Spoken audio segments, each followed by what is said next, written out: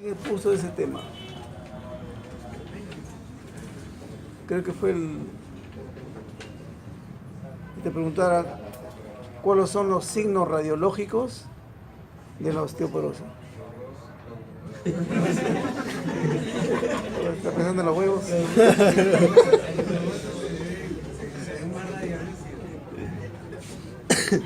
Ya, aumento de la radiolucencia o radiotransparencia. ¿Ya? ¿Qué otro signo radiológico? Esclerosis.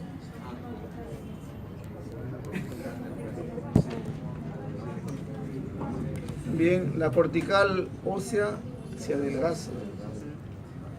¿Qué otro signo de la osteoporosis?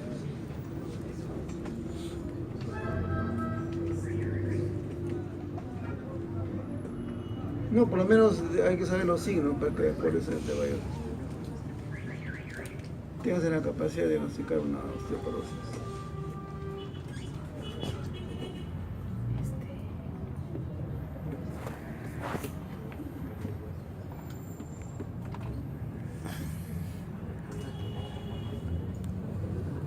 ¿Cuál es el método de diagnóstico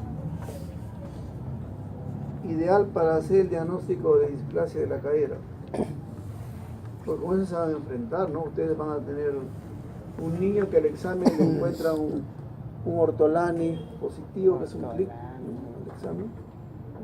Este niñito tiene sospecha de displasia de la cadera.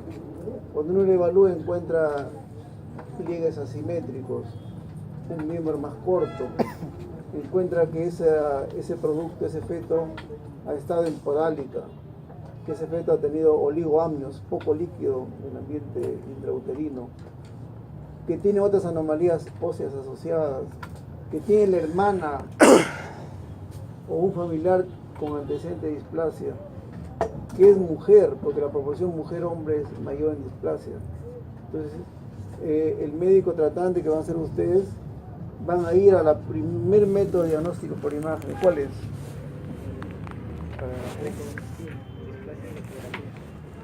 No, el grupo. ¿A qué le pedirían primero? Ahí tiene tomografía, resonancia, ecografía, radiología. ¿Cómo sería la radiología? De frente. Sí, después se cadera, Antero posterior y lateral. ¿Qué dice el grupo? ¿Cuál sería el primer método? Su compañera dice radiología, frente y lateral, ¿te pusieron? Entonces a mí me interesa que conozcan esas cosas básicas, o sea, lo básico, ¿no? Eso hay que saberlo, ¿no? Porque si el familiar, el paciente llega a su mano y ustedes le piden de frente radiología, y empezaron mal. El primer método de diagnóstico por imágenes es la ecografía. La ecografía dinámica, desde recién nacidos hasta los 6 meses. De 6 meses para adelante, pedir rayos X. ¿Ah? Hasta los 6 meses más o menos. Entonces esas cosas tienen que saberlo, ¿no? Al momento. Porque hoy lamentablemente encontramos algunas solicitudes de un niño de, qué sé yo, de año y medio, de ecografía de cadera para evitar displasia, ¿no? Eso no cabe, ¿no? Un médico está pidiendo una ecografía de cadera a un niño de 1 año para evitar displasia. Cuando eso de la ecografía tiene valor, en los primeros 6 meses, de ahí para ir adelante la radiología. Y la radiología hay que saber pedirlo también. Básico, una frontal, una abducción o hiperabducción. Ahí vas viendo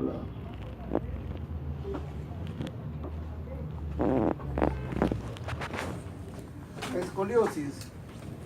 ¿Cómo valoro la escoliosis a través de la radiología? El grado de escoliosis, cuando digo que es escoliosis o no. Yo mirándolo sí veo una S. Escoliosis con cavidad de convexidad derecha, escoliosis a doble curva. Importante que hay un ángulo que se llama el ángulo de Cobb. Y así, o sea, cosas puntuales me interesan que aprendan, ¿no? No lo de especialidad, porque la especialidad lo van a aprender ya cuando sigan la especialidad, ¿no? Pero ahorita interesa lo más elemental, lo básico. A ver.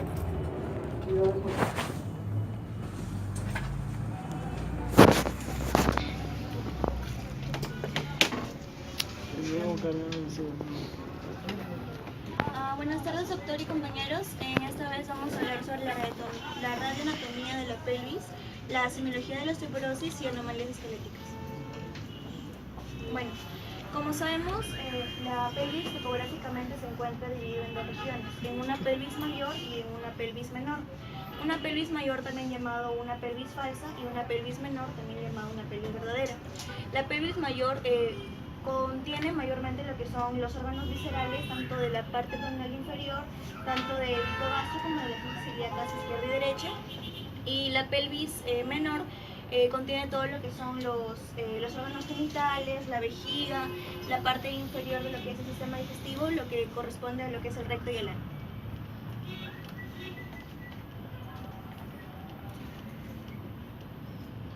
Bueno, cuando hablamos de la cara interna de la pelvis, vamos a observar que la primera estructura anatómica que va a sobresalir o de gran importancia va a ser la línea innominada. A partir de esa línea innominada vamos a poder clasificar, vamos a poder encontrar demás estructuras, tanto por ejemplo por debajo y atrás encontramos lo que son los agujeros obturadores, hacia atrás vamos a encontrar lo que es una superficie, hacia atrás vamos a encontrar... Porque no brilla, ¿no? Ya, una superficie cuadrilátera en donde si hacemos un hoyo vamos a encontrar el acetábulo y en ese acetábulo se van a insertar lo que es el músculo obturador interno. Además, por detrás vamos a encontrar una carilla articular donde va a haber una superficie gruesa que va a corresponder a lo que es la tuberosidad ilíaca, en donde se va a insertar lo que son las articulaciones de la sacroiliaca. Además, por arriba de la línea innominada vamos a encontrar una excavadura que es más o menos cóncava, en la cual se vamos a encontrar lo que es la fosa ilíaca interna y ahí se va a insertar lo que es el músculo ilíaco. Bueno, acá podemos observar las partes de la pelvis, como ya mencioné. Bueno, los agujeros obturadores, vamos a encontrar la fosa ilíaca. Bueno, la placa por una placa. La placa hay que cortarla, la placa. Bueno, encontramos el sacro, el ilion, lo pubis, el isquion, acá encontramos los agujeros obturadores. ¿Cuáles son? Los de acá. Los agujeros obturadores, ¿Cuál es la línea innominada? la de acá. ¿Cuál? Toda la que está para acá. ¿Cuál es la línea innominada? Horizontal.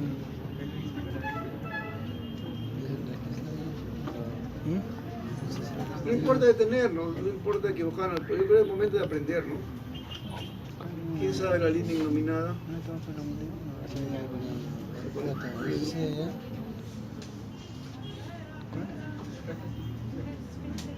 Lo importante cuando se enfrenten hacia esta radiografía es lo normal, una variante.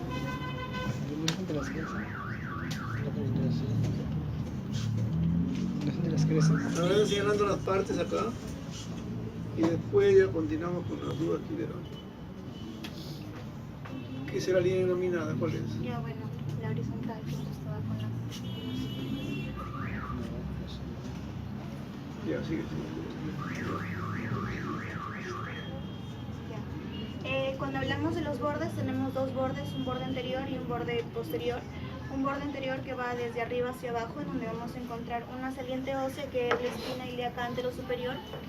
Y en esto se van a ver inserción de músculos, tanto del sartorio como del tensor de la fascia lata.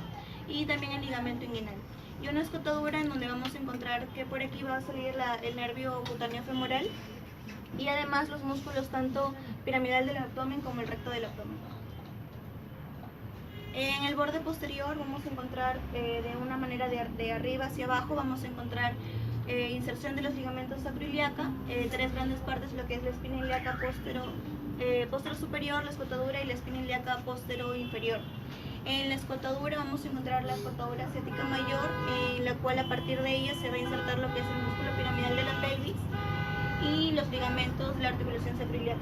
Además, a partir de este músculo piramidal, en el borde superior vamos a encontrar los vasos y los nervios glúteos superiores, y en el borde inferior vamos a encontrar lo que son los puentos internos y los nervios ciáticos tanto mayor como menor.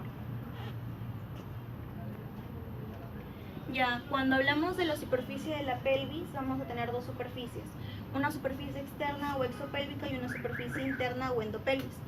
En la superficie externa o exopélvica vamos a tener 4 paredes, una pared anterior, una pared posterior y lo que son las paredes laterales. La pared anterior va a ocupar lo que es los agujeros obturadores, la pared posterior, todo lo comprendido específicamente con los bordes posteriores donde en medio encontramos el sacro, y las caras laterales que prácticamente van a aparecer con un borde de un lado con un agujero del obturador del mismo lado. Y en la superficie interna o en el endopelvis vamos a encontrar un estrechamiento que es el estrechamiento superior de la pelvis, que justamente a partir de ese estrechamiento se va a dividir en pelvis mayor y en pelvis menor. Hacia arriba o en la superficie sobre vamos a encontrar la pelvis mayor, y por debajo vamos a encontrar la pelvis menor o lo que es la excavación pélvica. Como vemos en los ángulos, tenemos 4 ángulos de la pelvis. El primer ángulo es el ángulo antero-superior, el ángulo antero-inferior, el ángulo posterior-superior y el ángulo posterior-inferior.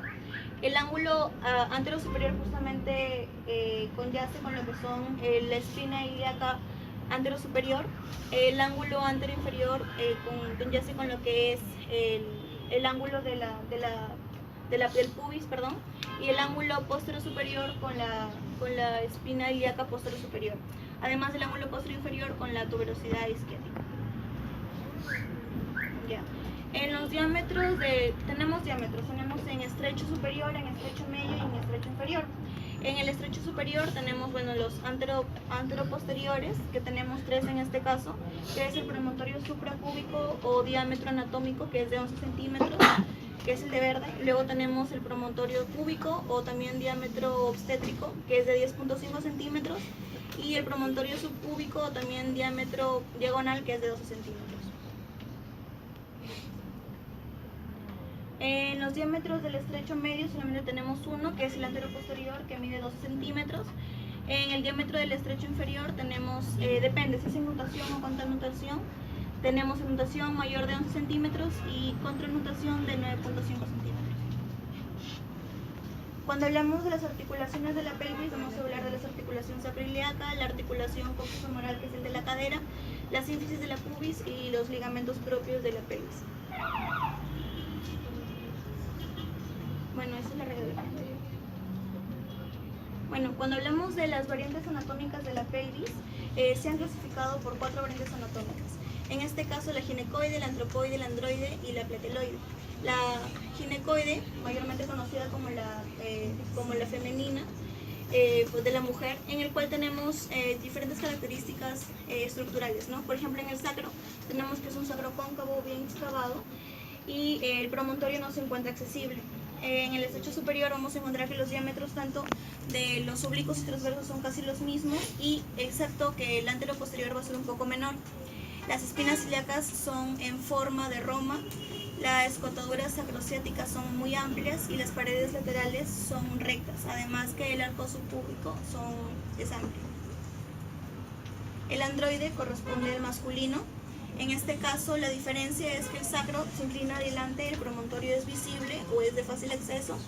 El estrecho superior es circular con el vértice y triangular con el vértice anterior. Las espinas ciáticas ya no son muy prominentes, y en este caso la escotadura sacrociática es muy angosta. Además que las paredes pélvicas pueden ser convergentes, aunque también mucho en caso se va a ir destrechándose, ¿no? En el arco subcúbico va a ser muy reducido. Cuando hablamos de la platipeloide, vamos a hablar que el sacro va a ser determinadamente cóncavo, dirigido hacia atrás. El estrecho superior va a ser amplio en sentido transverso. Las espinas ciáticas en este caso no son prominentes, pero son mucho más resaltantes que en el caso de la ginecoide. En la escotadura sacrociática es muy amplia y las paredes pueden ser rectas o paralelas. Y además que el arco subcúbico es más amplio que la pelvis ginecoide. Y el antropoide, que también es una variante del androide, vamos a observar que en el sacro es recto pero no profundo. el estrecho superior va a ser amplio en sentido antero-posterior, las espinas ciáticas van a ser prominentes, la escotora sacrociática va a ser amplia y las paredes pélvicas pueden ser divergentes o convergentes. Y el arco subpúbico va a ser estrecho.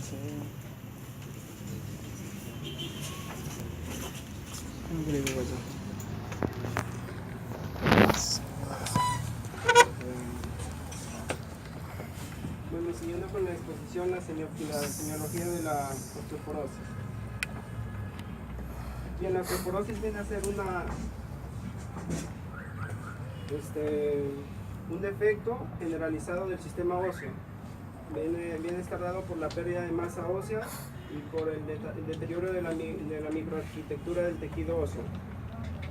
Generalmente es de causa idiopática y la densidad ósea ubicada entre 2.5 derivaciones estándar, por debajo de la media observada en adultos jóvenes sanos y de raza de género es lo normal, ¿no? Bien, según la OMS, una densidad ósea dentro de la derivación estándar en el score de -1 a +1 es lo normal, ¿no? Una osteopenia viene siendo entre -1, una derivación estándar entre -1 y -2.5, y una osteoporosis entre -2.5 y mayor o igual a 2.5, y una osteoporosis establecida ya viene siendo mayor de 2.5. Entonces, en la fisiopatología vamos a ver que el tapiz óseo, las células de la superficie van a empezar a contraerse y a exponer el colágeno. Entonces, ¿por qué se caracteriza mayormente, por qué se caracteriza la osteoporosis? Por la mayor actividad de los osteoclastos. Entonces, y los osteoblastos en el momento de la remodelación van a venir formando lo que es esta zona osteoide negruzca, que va a venir siendo ya se va a ver como una trabeculación, como trabéculas en los huesos. Entonces, vemos que el fenómeno de remodelación ósea en la osteoporosis va a estar alterado por una mayor actividad de los osteoclastos. Bueno, ahí vemos la remodelación ósea. Entonces, en la osteoporosis, el balance óseo va a ser negativo porque se va a destruir más hueso del que se va a remodelar. Y este fenómeno del balance negativo es responsable de la pérdida de la masa ósea conforme pasan los años. Entonces, el balance negativo y aumento del recambio óseo son la base de la enfermedad osteoporótica, siendo el balance negativo fundamental y constante, y pues sin este balance negativo no existiría la osteoporosis, ¿no? El remodelado óseo que ya lo expliqué. Entonces la fisiopatología, entonces va a venir a ser una enfermedad crónica, donde no va a haber una correcta fijación del calcio,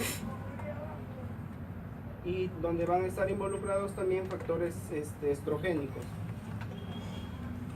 Los factores de riesgo van a ser modificables y no modificables, siendo no modificables el alcohol, tabaquismo, el bajo índice de masa corporal, mala alimentación, trastornos alimenticios, escaso ejercicio, baja ingesta de calcio en la dieta y deficiencia de la vitamina D, que con caídas van a venir haciendo lo que son las fracturas. Los no modificables son la edad, que a partir de los 50 años se va a manifestar, el sexo femenino, que como ya se vio, viene siendo afectado por los estrógenos, los antecedentes familiares, una fractura previa, menopausia, hipogonadismo primario. Entonces, la clasificación Una osteoporosis primaria, que va a estar dado como el inicio de una osteoporosis de tipo 1 posmenopáusica, una osteoporosis secundaria, que es una osteoporosis de tipo 3, una osteoporosis idiopática juvenil, que va a estar una osteoporosis tipo 4, una osteoporosis localizada, que es una osteoporosis de tipo 5. Entonces, en clínica e imagenología vamos a ver lo que es una mineralización normal. Como vemos acá, la cortical se encuentra normal, no ancha. Y entonces, si vemos acá en una osteoporosis leve, ya la cortical como vemos se va a estar reducida. Una osteoporosis marcada ya viene habiendo una zona mucho más radiolúcida, con una disminución marcada de la cortical. Y ya pues en una osteoporosis agresiva ya se ve como más difuso, ¿no? Son mucho más radiolúcidas. Entonces, como vemos acá, en una radiografía lateral de columna, con una osteopenia grave y una deformidad en cuña. Vemos acá una radiografía lateral de columna vertebral, un paciente con osteoporosis y muestra de cuñamiento y compresión de las vértebras. Aquí una radiografía de la parte proximal del fémur, aquí, de un paciente con osteoporosis que muestra una fractura de cadera intracapsular. Aquí otra parte de la parte proximal del fémur con osteoporosis que muestra una fractura de cadera extracapsular. Entonces vemos acá una radiografía de manos donde se va a mostrar una osteoporosis moderada y extracortical. Acá disminución de la cortical. Entonces acá en una fractura de cuello de fémur, mayormente que se da en esta osteoporosis va a predisponer mayormente a las fracturas en personas de edad avanzada. Y acá vemos trabéculas verticales a nivel de la columna y una fractura vertebral. Entonces, los factores que van a favorecer a las fracturas osteoporóticas va a ser la edad, la menopausia, que va a dar un incremento de la pérdida ósea. Entonces, esto lo que va a hacer es disminuir la densidad ósea, lo que va a producir el mayor riesgo de fracturas, y la prevención de las caídas también va a ser lo que va a aumentar el riesgo de fracturas.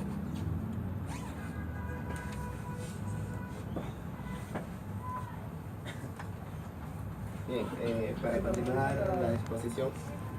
Compañero, repite los signos radiológicos de la osteoporosis. Esa es una pregunta.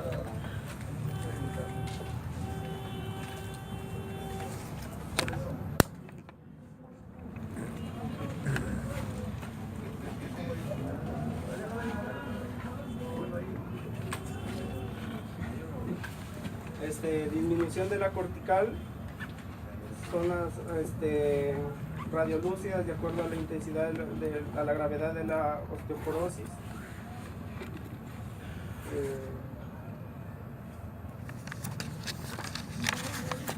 También una vértebra ahí donde es más pronunciado las clavículas verticales que las transversales, porque el cuerpo vertebral tiene clavículas verticales y tiene clavículas transversales.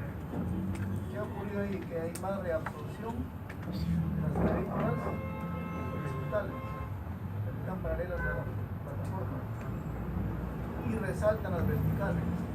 Por eso es una vértebra que se llama vértebra de lluvia, es como una lluvia. Vértebra en lluvia. ¿Por qué? Por mayor prominencia o pronunciamiento de las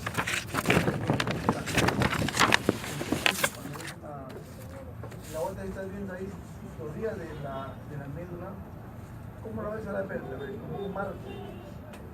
Como pareciera que la plataforma superior, inferior y en menos grado la anterior, como por un marco ahí, ¿no? Una vértebra en marco. También otro signo de la osteoporosis. Pasa por ello. Otra repito. Antes, sí. Antes.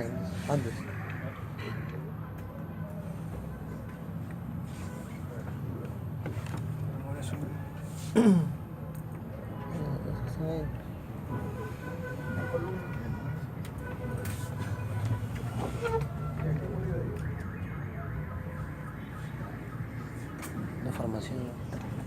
Deformación. Es un signo de osteoporosis que se vértebra en cuña.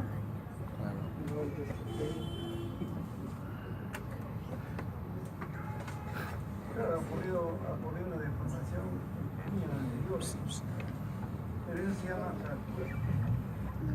Fractura en la columna, no esperen encontrar que la columna se parte en dos o en tres del cuerpo vertebral.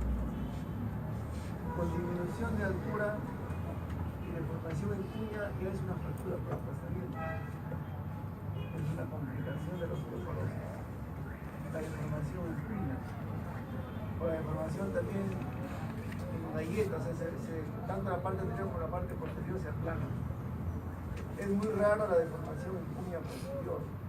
Eso se tiene como una altura como complicación de la osteoporosis. Sin embargo, otro hallazgo de la osteoporosis es la deformación bicóncava de los cuerpos vertebrales. Creo que por ahí una vértebra en forma de pescado, vértebra de pescado. Ahí puede ser la parte de arriba. La vértebra de la letra A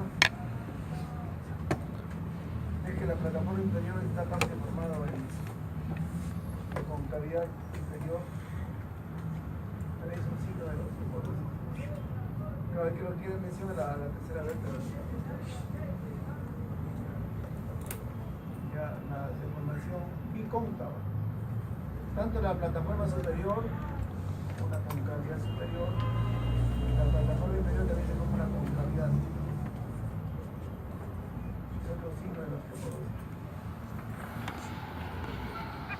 Ahorita lo más importante. Entonces, aumenta la transparencia o la luminiscencia. Que puede ser de todo el hueso o periarticular. Disminución de la cortical con ensanchamiento consecuente de la medular. La cortical se ensancha y la medular aparentemente se levanta. Vértebra en lluvia, vértebra en marco, vértebra en forma de pescado. Son los signos que ayudan a pensar en la osteoporosis. Y en los ancianos hay una actitud osteoporótica. Cuando se ve a una persona ya de edad avanzada, se le toma una radiografía de columna dorsal, van a ver que esa columna está sifótica. Sifótica porque va perdiendo altura en el borde anterior, entonces forma las jorobas. También es un signo de osteoporosis. Ya las vértebras se van acuñando anteriormente sin llegar a la fractura, los discos se aplanan y también esa posición de joroba también es un signo de osteoporosis. Ya por ahí tienen la simbología más rica. El diagnóstico puede ser con la radiología, con la tomografía, no ayuda la resonancia. Y ojo, en método diagnóstico es la densitometría ósea.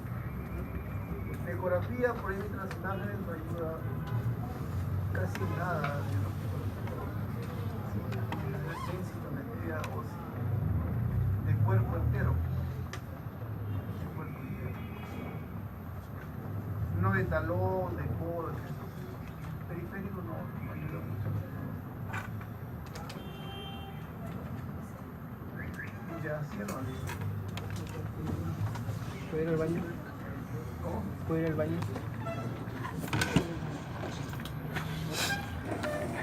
con las enfermedades que pueden tratar de hacernos pensar en una osteoporosis. Creo que es conveniente diferenciar lo que es una osteopenia con respecto a una osteoporosis. La diferencia entre una osteopenia y una osteoporosis más que todo es la intensidad. Menos intensa es la osteopenia y más intensa sería la osteoporosis. Por ejemplo, en esta imagen podemos ver una osteopenia. Las corticales se están adelgazando y ya estaban empezando a aparecer las zonas radiolúcidas. Con respecto a la osteoporosis, habíamos definido que este término estaba comprometido más que todo a la resistencia del hueso.